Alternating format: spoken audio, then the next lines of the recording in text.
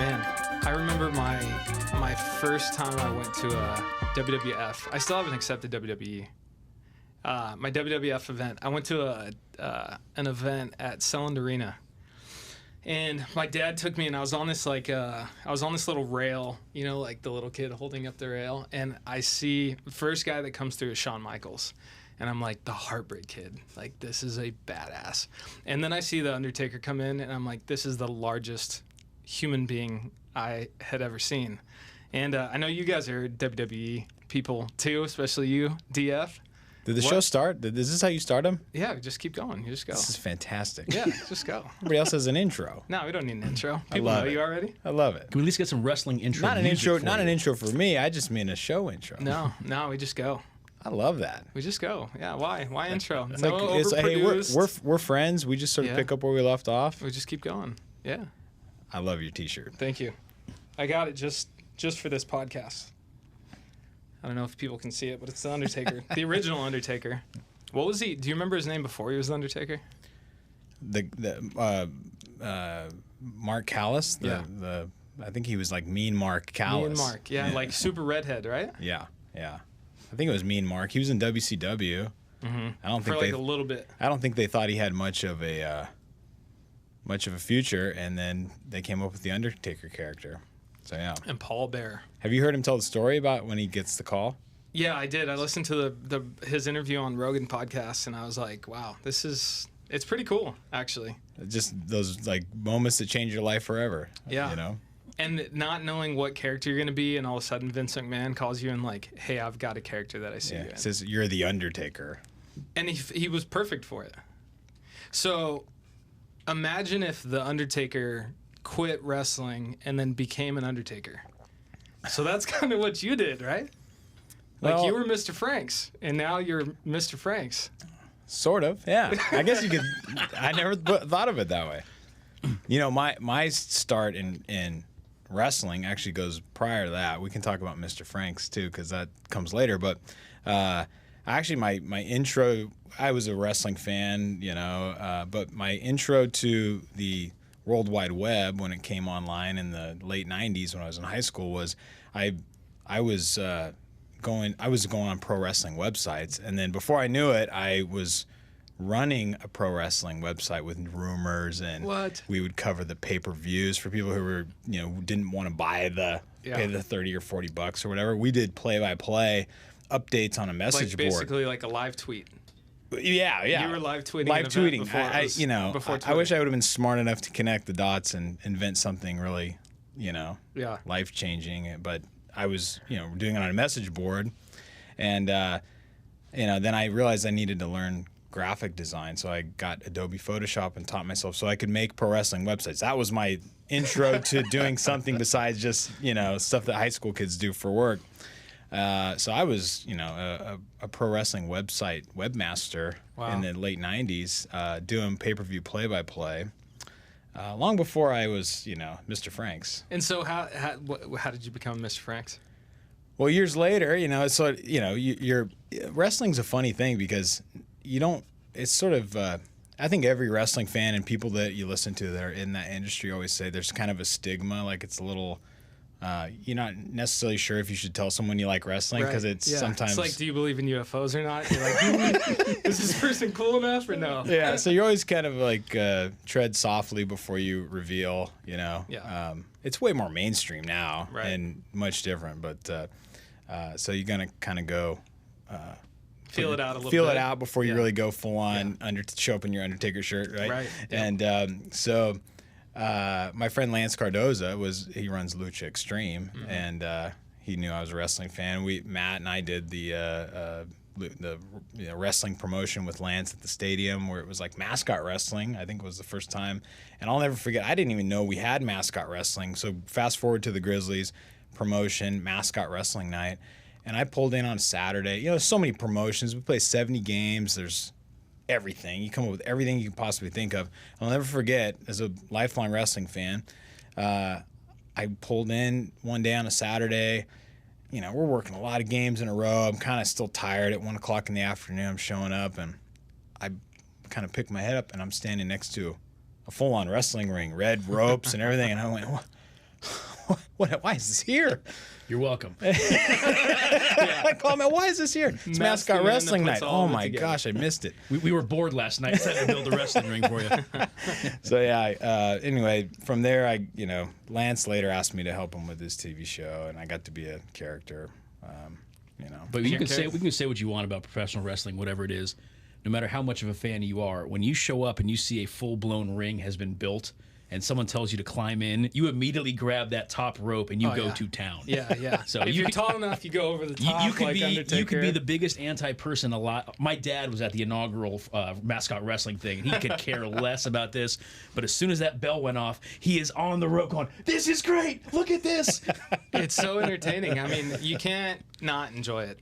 I mean, it's chaotic. I mean, even when we did Lucha Extreme stuff at the ballpark, I'm just like, what the hell is going on? But there's a pool of people around it, like taco truck throwdown, people around the wrestling ring. I'm like, hey, I guess there's more people into it than you think.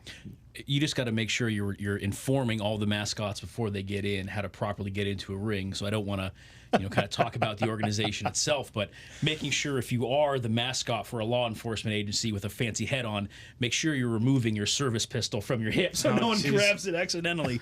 So just make sure you're getting into an active wrestling ring going in. Oh, good old Chip. Before, I don't know if back then the term bucket list was like a part of our normal everyday lexicon, so I didn't know what that was. But my bucket list was to get in and take a bump in a ring, and we got to do it thanks to mascot wrestling. Explain your character. Well, so there's a couple different things here. So on mascot wrestling night, I used to play a character at the Grizzlies games that was a hot dog character.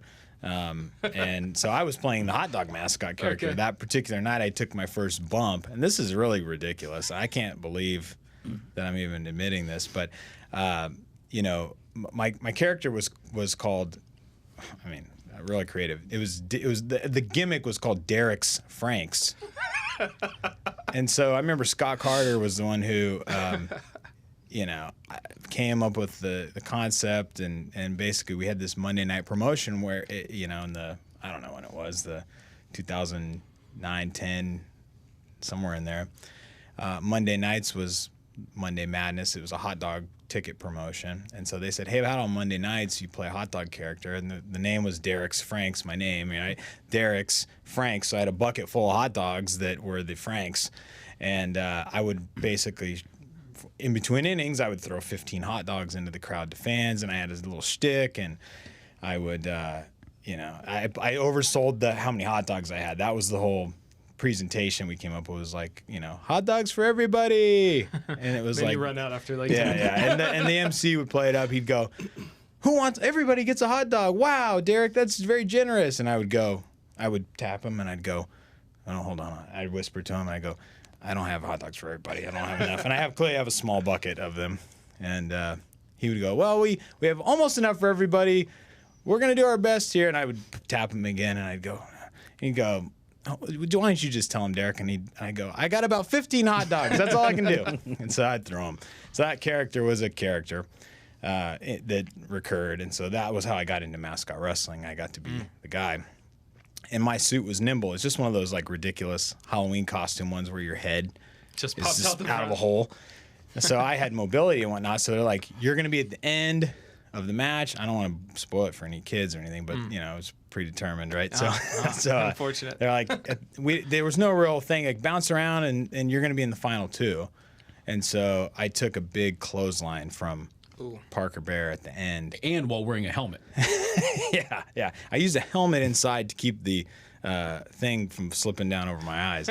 So I did a big clothesline. I sold the clothesline the way that I had dreamed for a long time to be able to do by watching WWE wrestling, and I got a little pop from Lance and some of his wrestling guys. They're like, "Oh, it was a good pop." I sold it, and so from there, then opened the door, for wrestling. And then later, Lance said, "Hey, you want to come help me with the show? I need a kind of a heel manager guy for a couple guys." And so I'm very creative. I was Derek's Franks, the hot dog guy. Then I was Mr. Franks, the heel financial advisor for a heel character. I was the money man, right? That's great. Yeah. I mean, it's perfect. It makes me think of my favorite guy that was able to really sell it was when The Rock would get stone cold when he'd get stunned. I mean, there's no better. I just remember that as growing up, like he would just go crazy. So that's impressive. You were able to. We just had 316 Day recently, and so Right. I watched a whole bunch of Stone Cold. They had like a deal on the network of the Stunner. It was like a 20-minute documentary on the Stunner, and they cover that. The Rock. It's my dad's favorite character, and he now looks like Stone Cold Steve Austin. He does. So, man, I mean, the Grizzlies gave us a ton of opportunities to cut our teeth. And I remember, I think for all of us, we probably done a bunch of dumb stuff.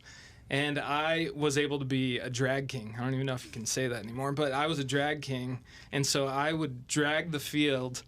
And then when it got halfway through the drag and like whatever inning it was, I would start dancing. And I was terrible. Like absolutely miserable. And I remember it's really funny because Troy Simeon, Nick Haas, myself, and I forget who else was with us. One other person, Chris Coots. Oh my goodness. And it was the year of what's that thing called? The Harlem Shake. And so we thought it'd be clever to do like the Harlem Shake, which was this crazy YouTube sensation video where people like are all doing crazy stuff when the music hits a certain point. And then the original Harlem Shake was like a dance, a kind of urban dance back in the day. So we thought we'd do a combination of the two. And afterwards, I just remember Derek corralling us and going, "What the fuck was that? What the fuck was that?" I didn't say the F word. You said that. It's an embellishment. I don't You swear. said, "What was that? Never do that again." And we walked away defeated. We had practiced for a week, but it was hilarious because each time we'd do this new stupid dance, and afterwards we'd be like, "What did you think?" And he'd be like, "Not." That's the baseball mentality. Sometimes it's just not your night. You got to go to the bullpen. Hey. Call it in. I don't know if that's still happening, but it was an enjoyable time. There's good YouTube videos of that. I'm sorry.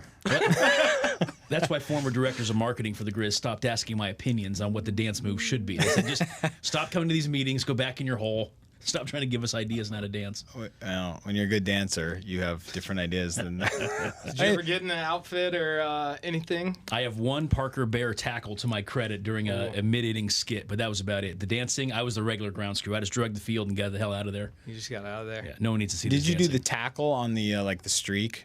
Streaking? My intern year, I dressed up in the red security polo, came out of the bullpen, and leveled him on the on the outfield. Got him good. You're probably in my top 3 people I wouldn't want to be leveled by. No chance. maybe top 2. Yeah. So what's going on with the Grizzlies? What's up lately? I Well, mean, exciting stuff. Season Yeah, started? I mean, for us, we've been on the in hibernation. Is the kind of we're coming out of hibernation is the marketing thing, right? Mm-hmm. We're never.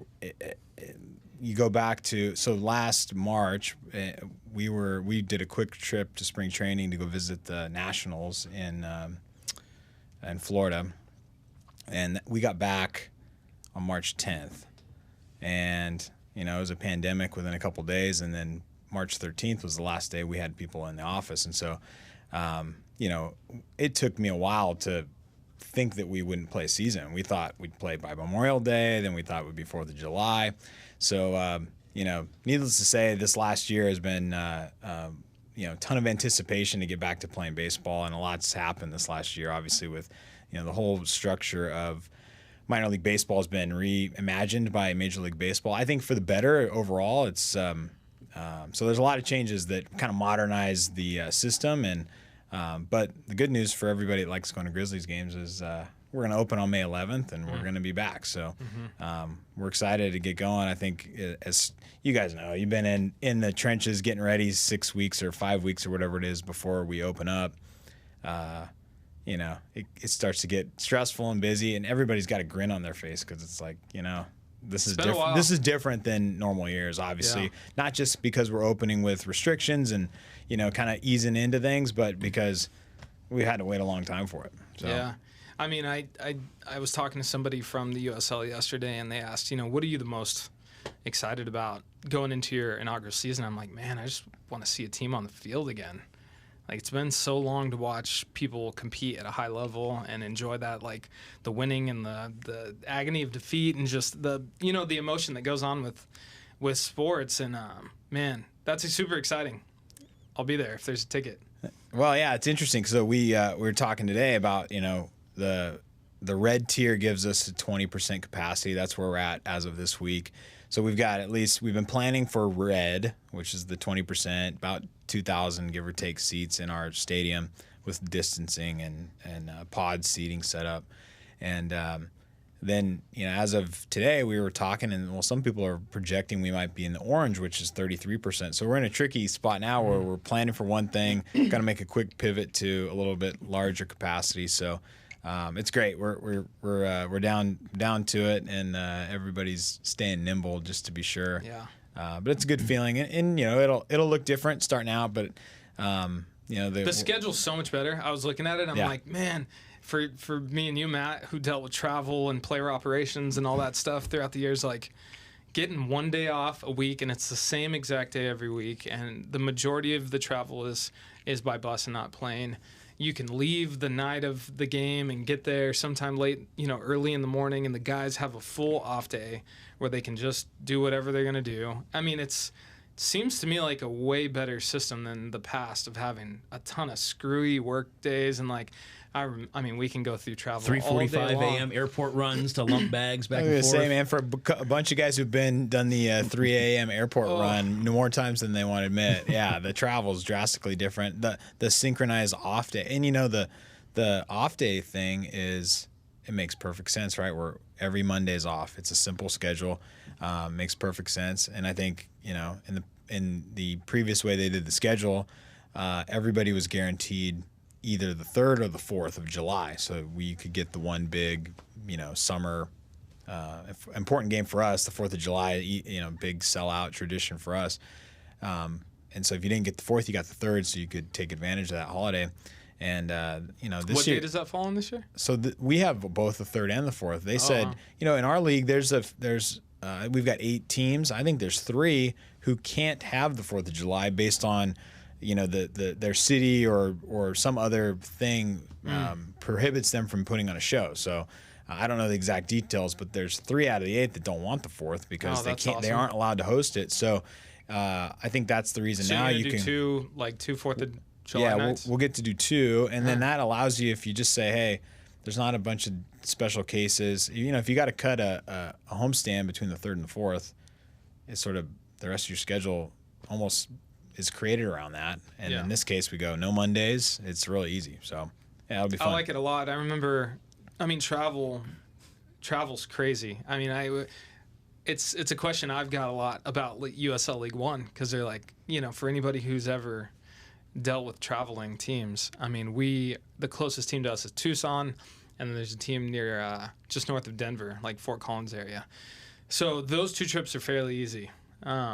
You can fly there relatively easy. But we've got Toronto, Miami, New York. I mean, there's like all of these crazy destinations. Luckily, it's not like baseball where these guys were leaving every 4 days or 8 days. You're playing. I remember there was just the way it works when you're working your tail off and you decide to take a day off.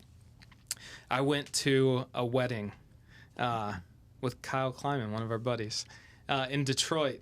It was for another Kyle that used to be a Grizzlies employee. Great wedding. But anyways, so I'm in Detroit, about to go to I think we were going to a Tigers game that night. And I get a phone call that the team was going to, I think Albuquerque. Yeah, it was Albuquerque. And they got to Phoenix. There was a huge storm. They missed their layover. It's now 3 or 4 o'clock in the afternoon. They play at 7. And finally, we're talking about trying to scramble a charter and all these other things. If we miss the game, it's a substantial fine. So somehow we get a flight. I think it was American. Scrambles a flight, gets us there. And then they start circling Albuquerque Airport because there's a huge storm. They can't land. So they have to land in, I think, Santa Fe. Now it's like 6 o'clock. And so apparently, as this gets crazier, they did try to land in Albuquerque, and the the pilot wasn't comfortable, so he pulled out of it. And Jumbo Diaz, I don't remember if you remember Jumbo Diaz. He's a big league guy for a long time. Big dude. Yeah, big dude. That's a nickname, and he's big. He's a big guy, and so he's walking up and down the aisles of the airplane with the boombox. As they're going through this circling process. And finally, the pilot's like, guy, you need to turn that down and sit down. They land in Santa Fe. Somehow the airport scrambles a bus, gets the players from Santa Fe, which I think is about an hour outside of Albuquerque, and they get them to Albuquerque right before the national anthem. And the guys suit up and go out there and play a game, and they win. And it's just like, of course that would happen on the day I'm gone at a wedding. But it's crazy stuff like that I think some people who are fans of the sport don't always get to see the crazy things that happen behind the scenes, especially at this level. It was a 4th of July game. It was either 11 or 12. Bags were late for Salt Lake City coming in. So we're figuring, okay, how are we going to get this? And bags being late was a more often occurrence than anyone actually realizes in AAA. Often. Oh, yeah. So I'm on the phone especially in Fresno Airport where they're taking the little planes to get here. On the phone with the airline all day trying to figure out where these bags are, this and that, and where they're coming in. They're talking to the coaches. Salt Lake bags is always a challenge, too, for whatever reason. It's always the worst. Luckily, the manager of the Salt Lake had a pretty good sense of humor. So we're trying to figure out which players don't have their bags, and oh, crap, well, it's a starting catcher and this and that. So we're planning it all. Turns out there was a flight that was landing at about 6:15, 6:30 at the airport. So I make my calls in the old Parker's pickup, mind you, hauling tail to the airport, sitting on the tarmac waiting for the plane to land. The plane lands. Bags start coming down. I'm reaching onto the carousel, grabbing the bags from the actual plane, throwing them in the back.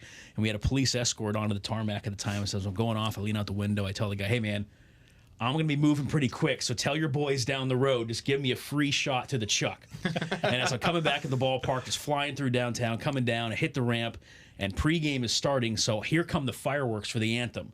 So as I'm driving down the ramp, I felt like I was on opening day. Fireworks are going off in the ramp. And as Truck's about to drive onto the field. Pulling down to the lower lot, here's Alexi Amarista for the Salt Lake team. He was about 5'2". He's in his jersey, his hat, holding a baseball bat like a Looney Tunes character, in his sliders and a jockstrap, waiting for his pants. His pants were in the bag. The only thing he didn't have were his pants. I throw his bag out. He puts his pants on, runs out on the field, and literally takes the field to play ball. Wow. Well, here we go. Yeah. 4th of July in America. Well, I mean, for us, the Pacific Coast League travel is to have that as your only experience or your first experience doing travel, it gets you ready for anything because to your point, the flights and the times and we all cut our teeth probably in the gauntlet. The most difficult travel league in sports, right? Talk about off days. So. I once took a phone call while I was floating on the Kings River on an off day, floating down, trying to drink something in one hand, talking a phone on the other hand, not hit a tree with the other, and trying to figure out how to reroute someone who's a starting pitcher for the next game coming in. So, the margin of error there's no margin for error when they play that many games and you have that tight a window. I can't believe there's not more mistakes.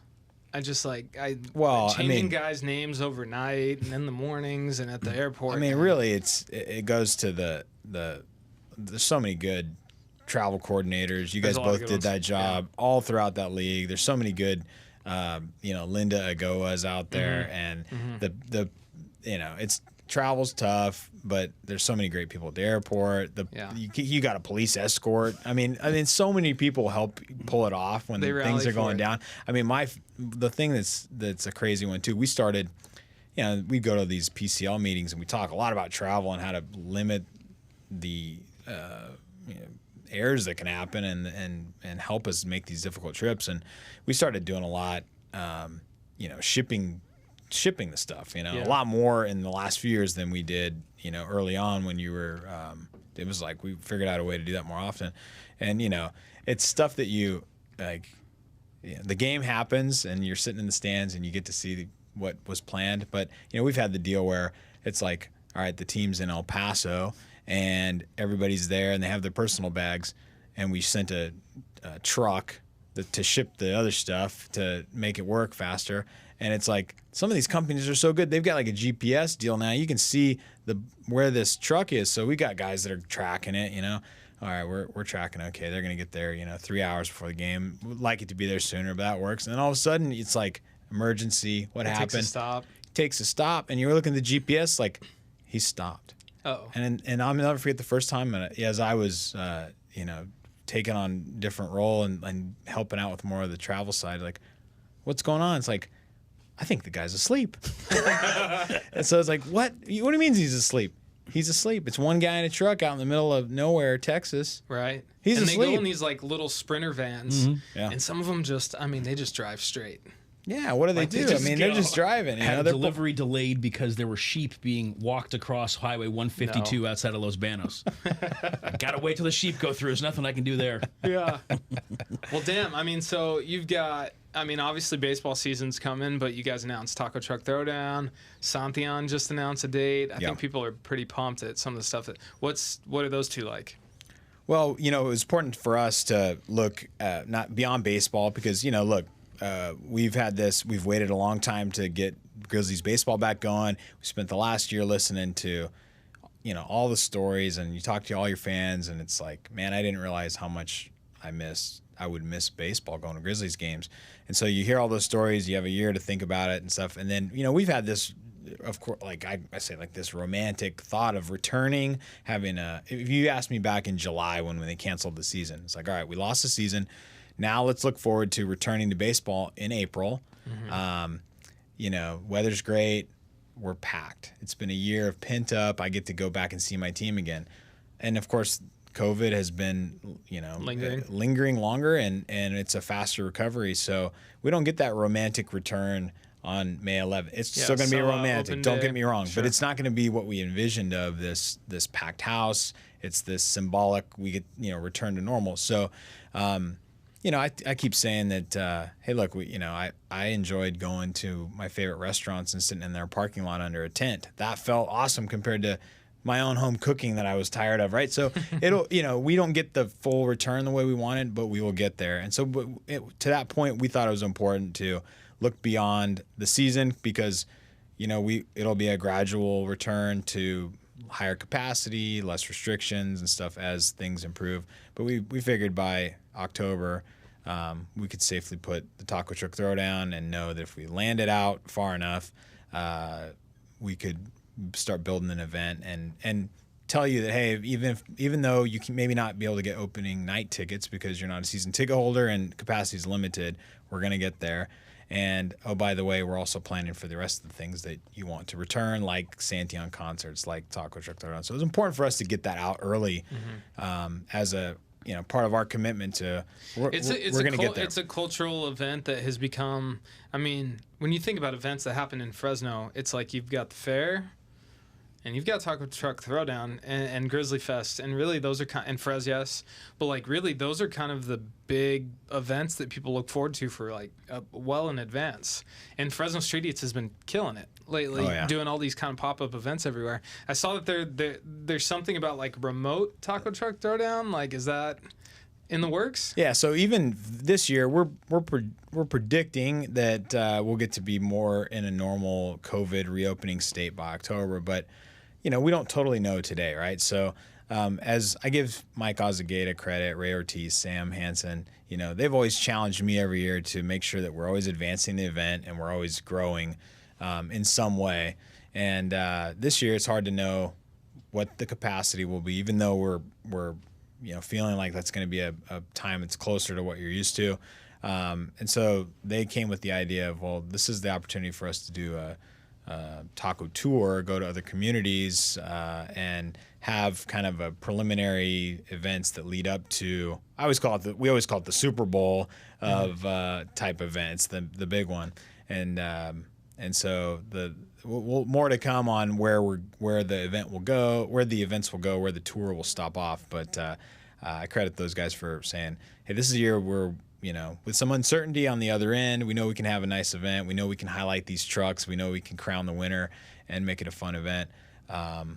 This is a way for us to go to some other communities and do something different that leads up to the event in a way that is we can start to plan. So we look forward to being able to release the tour and talk about how that leads to the big day on October 23rd. Mm-hmm. So Stud, Fresno State. I mean, we're talking taco trucks. They're Fresno State football especially, but the tailgating there is incredible. I haven't seen any taco trucks out there. We're trying to get some trucks in, trying to get some things planned, and same with Derek.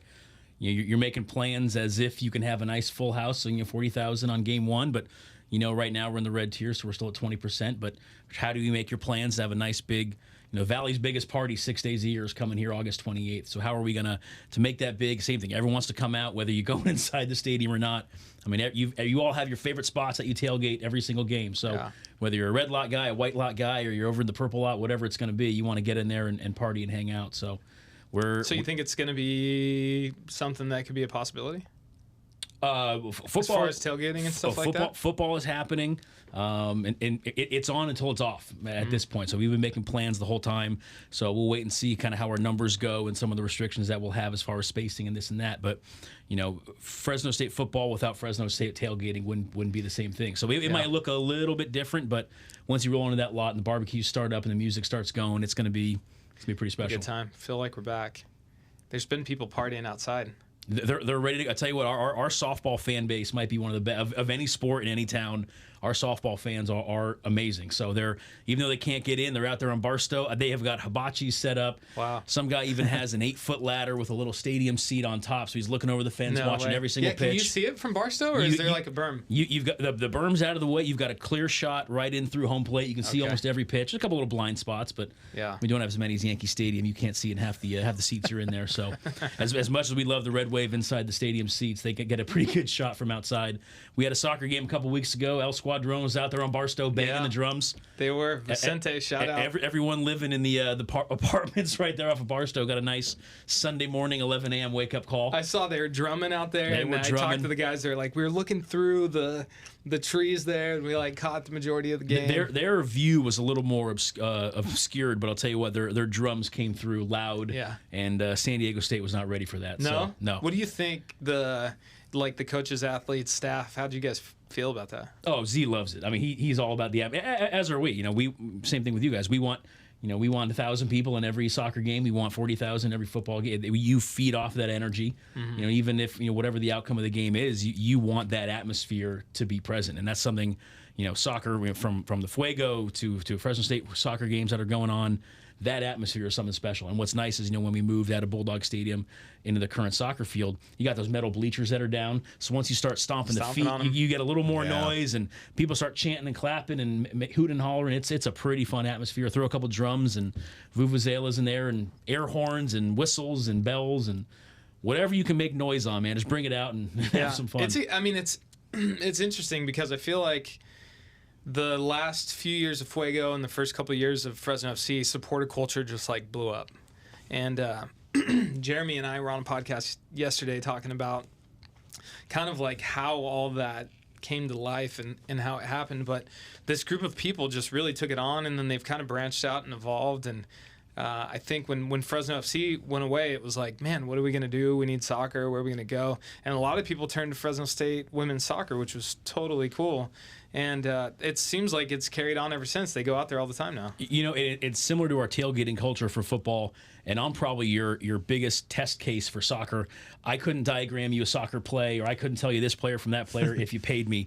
But when you talk about the event and the atmosphere, that's what soccer has. So similar to our tailgating, some people might not be into football. Some people might not want to watch the game, but they want to come out and be a part of the event. So if you tell me, hey, you got a Sunday or Saturday afternoon, you can come out with a bunch of your buddies, you can make a bunch of noise, have some beverages, have something to eat, watch an event, be a part of something that's going on. That sounds like a pretty good day. So it's a good day. Whatever game is going on, it gives you somewhere to go, somewhere to be. And at the end of the day, if you're watching a fun, exciting game, it's just great. Yeah. So you kind of get that tailgating atmosphere is coming over to soccer. We got the room for it, we got the land for it, we got the atmosphere for it, we got the appetite for it, I should say. So it's kind of natural. It's exciting.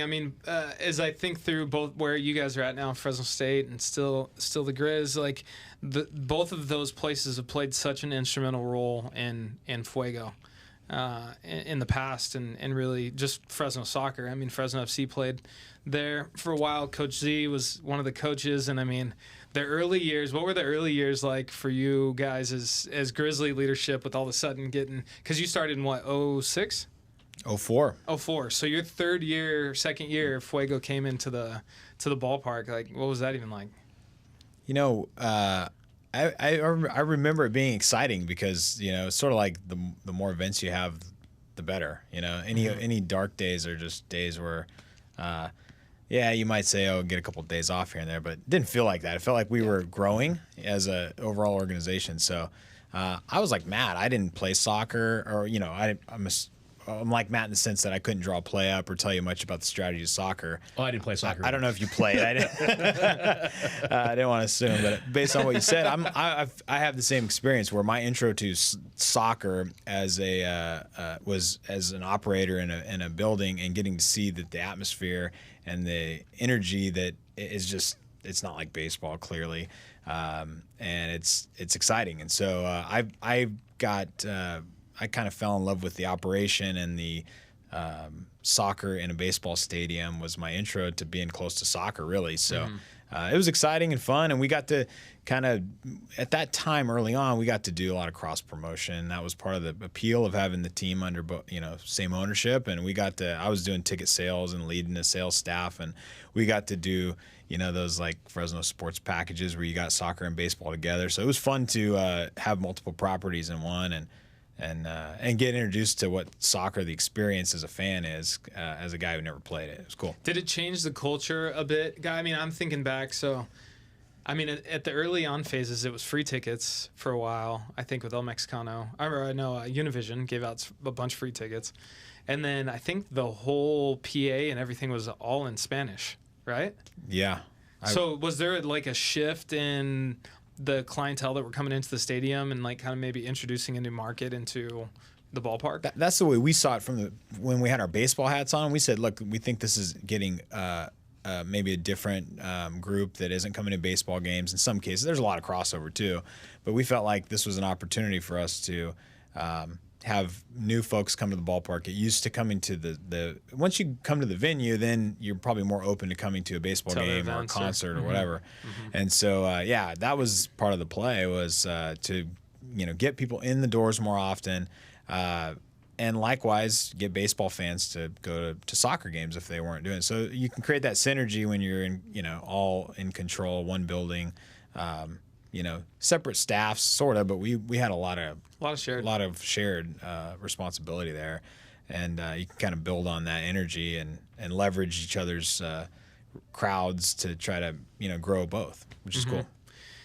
It was really the moments I remembered seeing you and your family, Sarah and the kids, come to the games where you weren't like on go all the time like at a baseball game. I finally saw you like in shorts and flip-flops, and you're hanging out with your wife, and you guys were just like at the games, and I was like, hey, this is cool. I get to see Derek a little laxed. Yeah, it was fun. I mean, I enjoyed that. With the my kids, they loved it. I mean, the atmosphere is just it's so different than baseball, and it was nice to come out, and especially in the FC days, it was like got to come and just relax and enjoy the stadium for a change, because I really didn't have any responsibilities that weren't like high level emergency. They'd call me if something bad happened, but the dynamic in those days were different than even the Fuego days. I mean, there was other management, so we got to come and enjoy those more often, which was great. Yeah.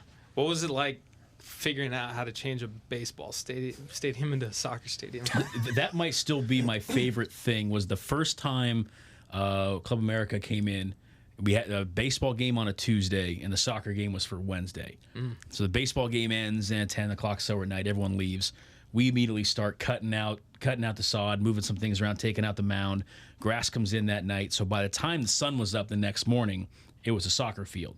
So for some of the inside sales guys that might not have been paying attention too much of what was going on, they walk up to their offices and they're looking out and they're going, there's no dirt. Like it's gone. It's great. It was painted. It was lined. The field boards were up. The goals were out. And so overnight we were able to put a soccer field up.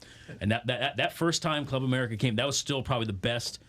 Maybe until when Chivas came, maybe about 14 or 15. 15. Those are probably the top two crowds I've ever seen in that building. And It is just, you're sitting there and go, well, because there were a couple soccer games before. Monterey Morelia came in 2008.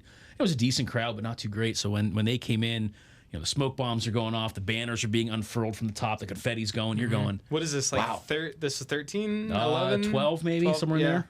Yeah. It's crazy, those Mexican League games. Me and Jeremy always tell stories. So my first event that I'm working as like at a big soccer match. Like I'd worked baseball, and, you know, I did everything you could possibly try to do in the building ops and community and all this different stuff. And I'm all of a sudden at the game, and it was I think it was Atlas and Leon, and the promoter, bless his heart, made a choice for whatever reason to put one large supporter section, but it was two supporter groups that were right next to each other.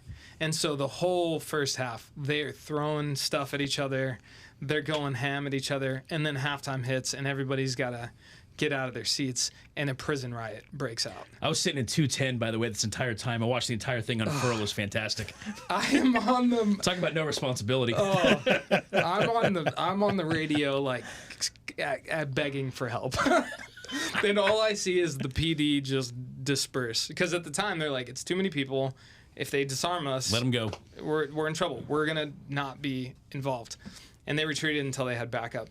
But I'm sitting there in the middle, and anybody knows Tony Wacker. Tony Wacker is the best security guard in the world. And he goes to try to separate the two like he's a Marvel character in the middle of this prison riot. And he's the closest thing I know to a superhero. He is pretty but close. By the way. That mustache is in every superhero movie you ever want to see. He eats shit. He just slips on beer and tumbles and falls. And you see trash cans being thrown. And I like the people that were using the trash can lids as like a Marvel shield. Yeah, like that was the best shot of the night. Captain Fresno for the night. And so finally, we tell the teams, like, we need you to get back out on the field. This is the only way that this is going to correct this problem. So we cut halftime short, a couple minutes. They get out on the field. People go back, and all of a sudden things are better. But I was just like, is this what it's like? This is what soccer's like. Okay, all right, I'm going to enjoy it. And that was my first real big soccer experience, and it was kind of life-changing. Amazing. Yeah, I love those games, though. I mean, are there any potential plans to do some of those again soon? Yeah, I mean, we're kind of watching for that. It seemed like the logical times were, if I remember right, sort of March was a target where we could get them, sort of July-ish, and then October. So I think the July or October range is where we're hoping to. We've talked to a few of the folks that bring them through, and waiting for things to get a little more certain. But yeah, it seems like when things were going well, we'd get 1 to 2 of those games a year. And for people who want to kind of always want, why isn't there more? Why can't we do them all the time? Whatever. The way it works is there's FIFA windows where the national teams are playing. And that's usually a break in the season where, let's say, Club America still has their full roster. A couple guys leave to play Mexico. And then there's kind of a gap of a week where guys are playing internationally. But the teams, still want to keep their players fresh. They want to have competition. They want to make some money. So they travel. And a lot of teams have had a lot of success in Fresno at Chukchansi Park. I mean, Leon seems to be, like, really popular all the time. They've come probably 4 or 5 times now. They've been great, but it's a cool experience, and I wish we could do it more. But people love it out here. It's the old barnstorming mentality. It's the same thing that brought Babe Ruth and Lou Gehrig to the Fresno in the 20s and 30s. So I love that about soccer, that they do that, because baseball is different. Once the season starts, it's there's no. I mean, even baseball will have a lot of guys who don't want to do like the World Baseball Classic because they're worried about injury, and that's a big concern when you play that long of a season and all that. So I love that about soccer, that they'll go off and barnstorm, like you said, man. It's so cool. I think somebody will correct me, but I believe I'm right that July 3rd with Chivas. We set the stadium record on July 3rd, and to the 2 ops guys, it's sort of like if you leave when the game ends and then you show up the next day for work, the field is transformed back. It takes all night, and it's a miracle to play a soccer game and have the stadium record for attendance on July 3rd, and then turn around and have your biggest baseball game of the year, July 4th sellout baseball game with dirt and a base path and all the stuff that you had to reverse back.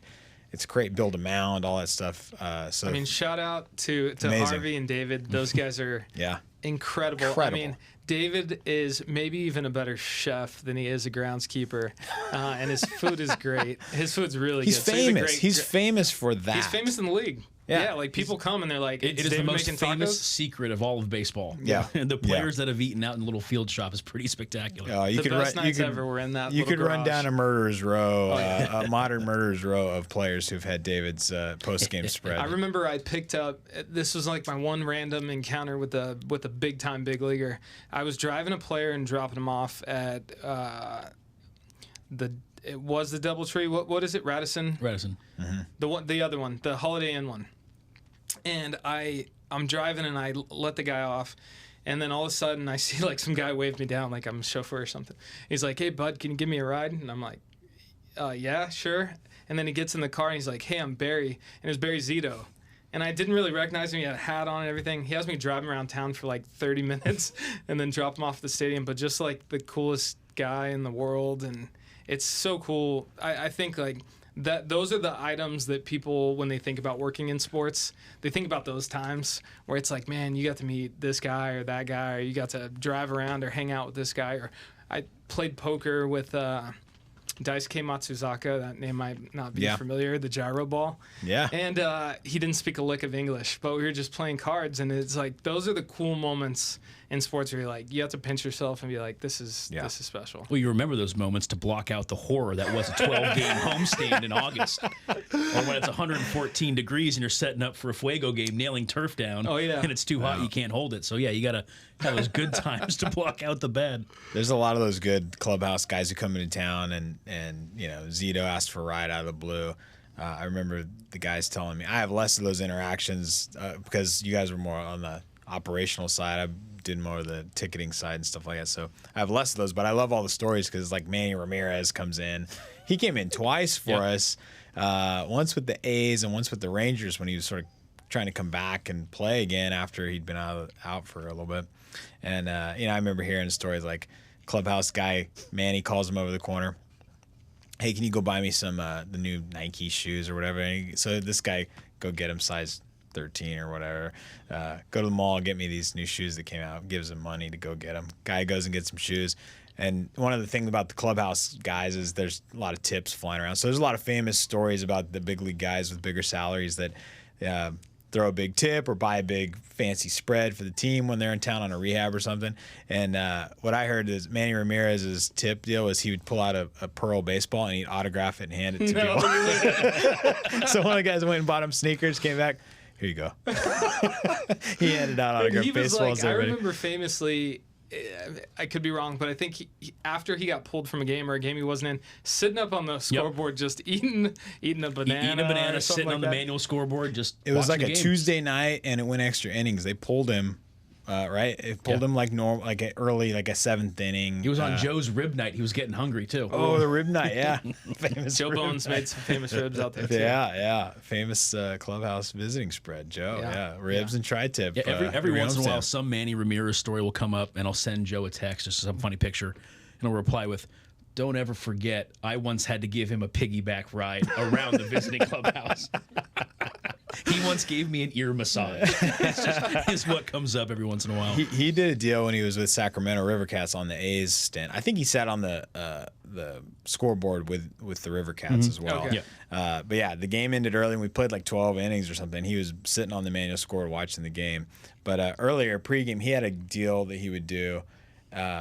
We saw him. He was there for a couple games, the whole series, and he'd pull out. He had a banana in his back pocket. And pregame, when they're warming up and stuff, and fans are starting up, he would, he'd sign a couple autographs and do some stuff, and then he'd pull the banana out of his pocket and he'd pretend like he was talking on the phone on it. So if he needed to kind of break away from people asking for stuff, he'd go, hold on.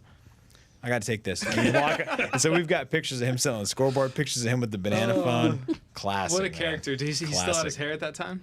He was bald when he came in. Oh, he did. That was the scariest thing the ever. Dodgers took his hair off. He was walking down the airport in gold metallic pants, bald as could be, and I'm going, wow, that doesn't look right. He's nice, man. He's super nice for being such a wild story character of Major League Baseball. He's super nice. I'll never forget the time where he cut off the cutoff man. The ball went all the way to left field, and the center fielder had to go get it, and he just stayed there. And then they tried to throw it into a cutoff, and he jumped up and took it. And He cut it off. He cut it off. It wasn't supposed to, but he did. if I grew up Dodger fan. Of course, I'm sort of a fan of. It's not the same as it was growing up, but I was still rooting for the Dodgers pretty hard when they got him at the trade deadline. I mean, he was unbelievable. He had like a RBI per game average. He was like 125 RBI a year. 40 so on that runs. second half, they got him at the All-Star break. He had, I don't know the exact numbers, but if he played 42 games, he drove in like 43 runs. I mean, he was just on fire. He was a beast. And so we went down to Dodger Stadium one time on Manny Ramirez bobblehead night. It was like a Wednesday. You go midweek, and we went down to a game, and we had 4 tickets. We ended up selling one of them because someone bailed, so we sold one of them. And the lady that got the seat next to us in our group bought a single, came out and sat next to us, and it was her birthday, and she rolled out to the game solo on her birthday because she wanted to see Manny on bobblehead night, or see Manny bobblehead night. And so we sat next to this nice lady. And, this is what I love about baseball games as a fan and working there. It's like there's all this stuff you're busy and all that, but the people is the best part. And in that experience, we're sitting there hanging out on Manny night. It was this woman's birthday. Walmer Medina was in our group, and I didn't even know it, but he got the whole all the ushers and everybody to organize singing her happy birthday. Wow. I didn't know. I was talking to her on this side, and they were to my right. Her and he was doing the work. Yeah, he did the work. We sung her happy birthday. Anyway, it was so fun. But that night, Manny didn't play. He got hit by a pitch the night before, and this is like an inconsequential game. Later in the season, it's not I don't know who they were playing, but it was not a big game. They were really good, and it was like, oh, Manny's not playing on bobblehead. So it's so funny because it's like, we got to see Manny on his bobblehead. The night we have the little toy of him in our hand, we want to see Manny, Yeah. And so it was kind of a bummer. So late in the game's close. Manny was not playing that night, but he was a go for a pinch hit or whatever. And sure enough, he comes in late inning with the game close, and they throw him on deck. And the crowd it's packed on a midweek game because Dodgers do all fans get the bobblehead, so they could get 50,000 people there on a Wednesday or whatever, and it's packed. And everybody wants to see Manny, right? So everyone's going crazy. He's on deck. There's that oh man, there he is, and runner gets on. They make a pitching change. So then there's all that dead time, and Manny's sitting there warming up, and the place just has this anticipation building to see Manny having at bat on bobblehead night. And, of course, first pitch, after the pitching change and all that time, he parks one. It is just a bomb. The second he hits it, it's gone. And, like I said, inconsequential game, random middle of the week night. And it's you could have thought it was Game 7 walk-off. People were going bananas. I was hugging this lady who's on her birthday just because we got to see Manny hit one on Manny bobblehead night. And it was such a crazy moment that they later did a Manny bobblehead night bobblehead of him doing the curtain call. I was like, man, one of my greatest baseball memories of all time at a game enjoying it was a game that meant nothing, but the guy who had the bobblehead night did something big. That's kind of the special thing about baseball in a sense, is crazy stuff can happen on random evenings. Yeah. And it's different than soccer where it's an event day, you build up all day for this, and you really you hang on to the wins and the losses. But baseball has this magic to it that I think I really hope there's some big stars that come out and really kind of get baseball back in the main fold, because I think it's such a special game. I grew up, I remember my introduction to baseball, my first love was, it was in school, and I had to write a book report or some type of media report on something, and so I chose the Sammy Sosa Mark McGwire home run race. So my introduction to baseball was falling in love with the home run race between Sammy Sosa and Big Mac, Mark McGwire. And it was just man, there was something about that time, and then leading into the kind of the Barry Bonds and the steroid era and Alex Rodriguez and Roger Clemens, there was this larger than life personalities of these ball players. And I feel like the game has changed in a way where the shiftings happen. There's more emphasis on the money ball type of situation. A lot of guys are switching in and out. I feel like it's kind of been harder to keep track of my team. Like, I was a Giants fan. I'm a Giants fan. And I cannot tell you who is on the team anymore. And I want to get back into that love for the game. And so what do you think are things that are kind of changing or evolving in the game that are, like, going to recapture people? Yeah, that's a great question. And I think it's interesting because it has gotten, you know, I'm a diehard baseball fan. I love the larger-than-life era of, like, you watch the All-Star game and you know King Griffey Jr.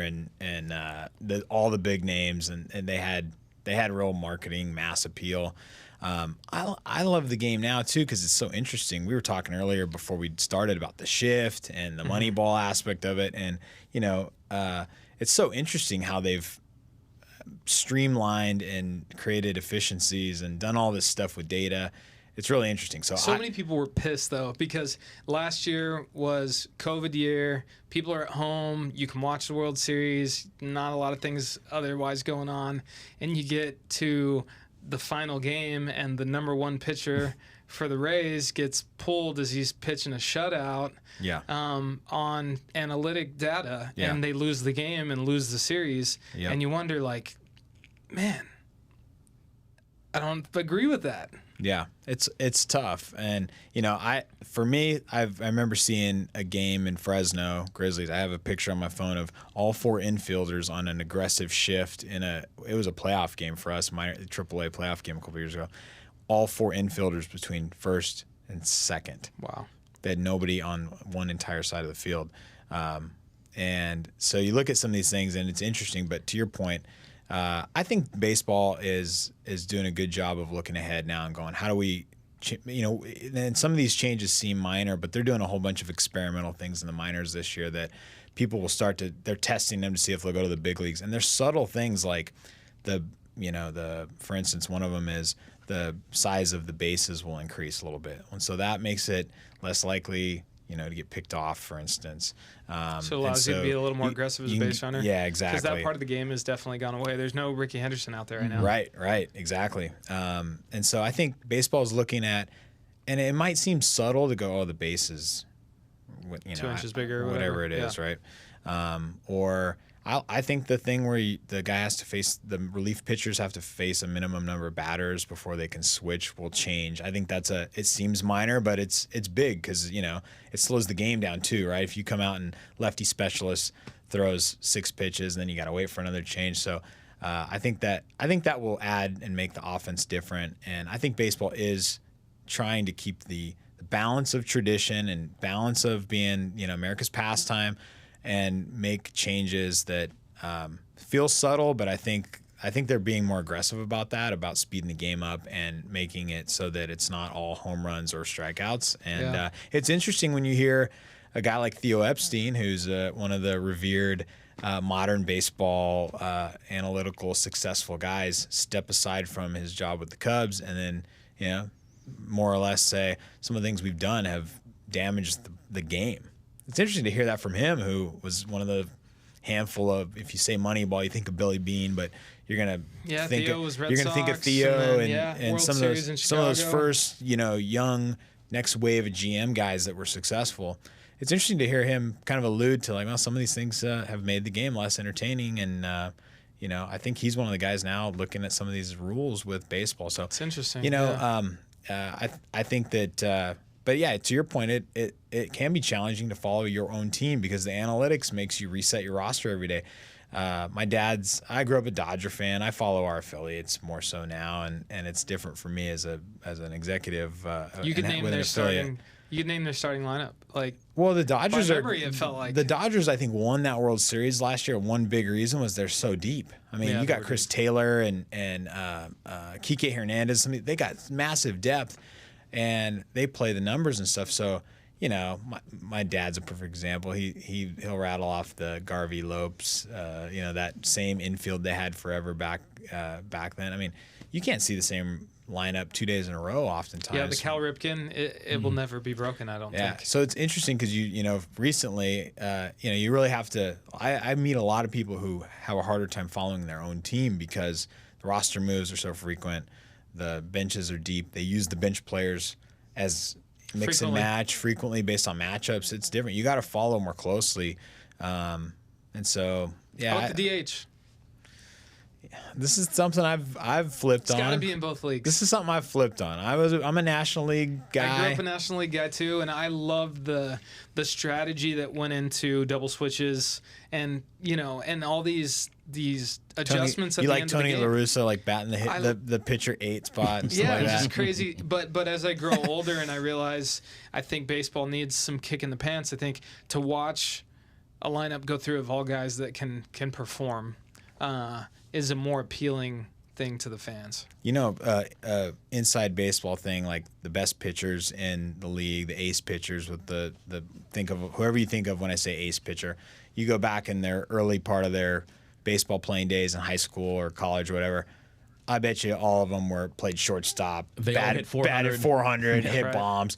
And then you get them to the big leagues and they have to focus on pitching, and then you put them out there to bat. And imagine how, like, I've gotten tired of, as an old baseball guy, watching the best athletes and the best overall baseball players in the world become pitchers and then go in the batter's box and look completely ridiculous. Yeah, awful. It's crazy. I mean, so I think it's. You look at a guy recently, I think it's Reed. over. Yeah. Like AJ Reed was I think he was National Pitcher of the Year and maybe National Hitter of the Year at the same time or something like that. Hit the most home runs in Grizzlies history. Yeah. But he was, he ended up switching over. But yeah, you see guys in college that do it both, and then it just fades away. Just how much more that ball breaks from high school to junior college to minors to majors. It's just you can't enough. hit it. And to pitch at that level, you can't focus on the hitting also. You just can't do it. So I think it's, as an old National League guy who used to say don't do it, I'm all for it, man. I think you get more. College is all everybody DH, right? There's DH For the most part. Yeah, there is a DH, but some pitchers do hit, but it's mostly DH. Mm-hmm. And do you see a lot of changes happening? Like, is it mostly Major League Baseball that's driving the change in baseball, or do you think some of this stuff's happening at the college level Some too? of it's happening right now, and especially for the COVID year when a lot of the schedules have been altered.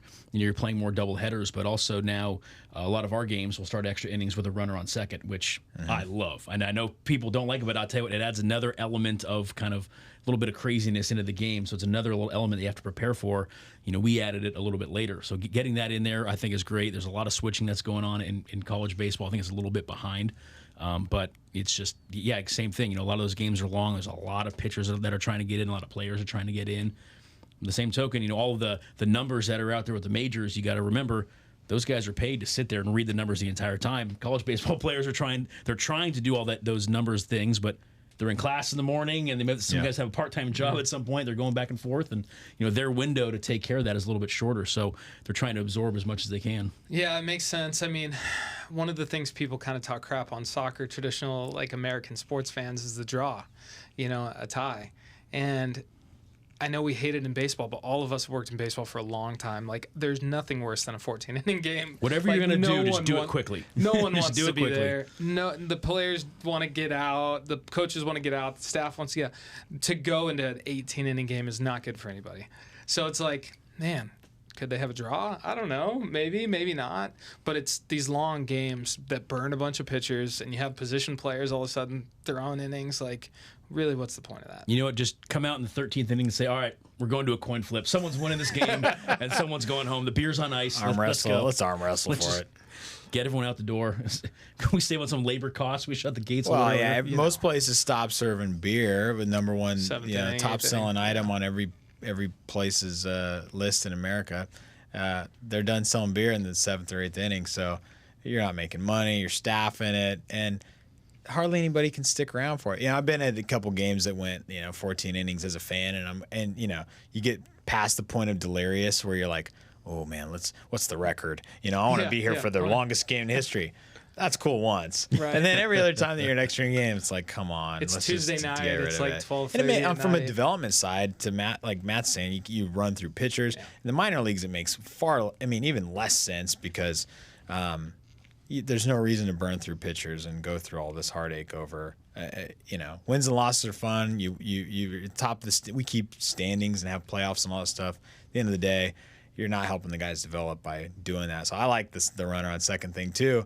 Again, old traditionalists. I'm a young old traditionalist, but you watch a few of those games, it's like the small ball is much more absent in the game today. Super And so when you get the runner on second and it's the kind of a sudden death type thing, you see him bunt him over. You got a runner on third. You got drama quickly. It's cool. It's fun. Everyone puckers up a little bit. Oh no, what do I do? And the thing I said earlier, throw, and he's on third. He's at home. The thing I said earlier about the 4 guy, that was in an extra innings situation, sudden, a do or die moment. They had the 4 guys on one side, and it's cool. There's no more comical thing, especially in a minor league game, of the balance between the fans enjoying the game and the people that just want to go home, is when the marketing staff puts up the free baseball logo on the Jumbotron there, and you see everyone behind the scenes just hanging their heads going, son of a... One person's letting all the staff, yay, free baseball, it's a tie. And everyone else going, get us the hell out of here. Trying to get home. I got to get free ready in the baseball. I love that. Well, to shift gears a little bit and kind of start to close out, I mean, the Grizzlies have been very successful over the last 20 years. You guys are continuing to evolve and change and do different things, and you're in a new league this year. And there's a lot of people out there who think about, how does baseball and soccer synergize? How does Fuego and the Grizzlies synergize? And I think for a lot of people, for me in particular, I think the rising tide raises all boats. And some of the best years, I think, of Grizzlies and Fuego is when they were together and they were operating as one, and there was shared staff and collaborative things happening. So I think for a lot of people out there listening, you and I talk frequently. And I think it's really important that we find ways to collaborate and do things together and support each other as local sports entities, to not see ourselves as separate or competitors, but really raising up our community. And I think that's super important for our listeners to really hear. Yeah, absolutely. We've always said, and it's the same for Fresno State. People will ask us all the time, is it competitive or is it, we just don't see it that way, And every now and then you call somebody who was doing a group outing picnic with us, and you call them, they say, hey, we're going to tailgate this year, or we're going to go to do soccer instead.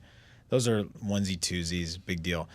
To your point, the analogy you use of the rising tide lifts all ships. That's what you want, and Fresno can turn out and be a big sports town, and you want synergy, and you want everybody to do well, because it's a lot of the same people that go to all these events. Even though we talked about there's some crossover appeal, like soccer has some fans that baseball doesn't have, and football has some fans that soccer doesn't have. There's a lot of crossover, and because if you love sports and you love this town, you're probably going to go show up to a lot of these things. So, energy's good, man, and I think it's a myth. We can, if you call it a myth, that people think we're all figuring out how to beat each other. Couldn't be farther from the truth. Right. Especially in our situation, we're in a unique one now where the 3 of us have all worked in the same organization, and we're better for it. Collaboration's a great thing. Yeah, definitely. I'm gonna need a couple tickets for opening day too. If you can make that happen. Yeah, spot me a few as well.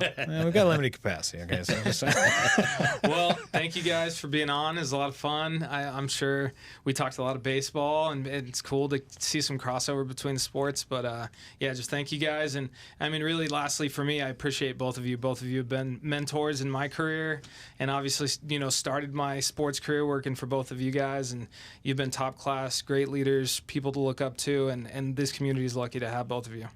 Hey, right back at you, man. We've all learned a lot from each other, and I think that's the beauty of it, man. So thanks for having us. It's fun. Absolutely. Dale Fuego. Dale Fuego. Thanks. We're out.